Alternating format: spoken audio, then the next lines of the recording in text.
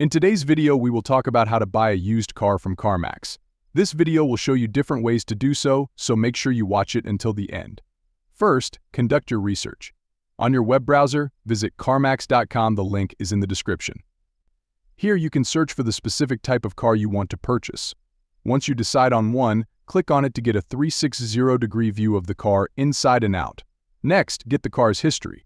Go to iSeeCars.com or any other free website. The link is in the description. Enter the VIN of the car and click Search. You can get a car history that may not be on the Carmax website. Additionally, you can buy a Carfax report from the Carmax website, which will provide more information about the car. Visit a Carmax shop. Ensure you have relevant documents like a driver's license, proof of insurance, and proof of income. Make an appointment for a 24-hour test drive and check if the car works well. During this time, you can also take the car to a mechanic who can inspect it for any issues you may not have noticed. If you are satisfied with the car, purchase it.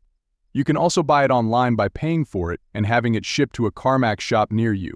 If you are unsatisfied with your purchase, Carmax has a 30-day return policy. So there you have it. That's how you can buy a used car from Carmax.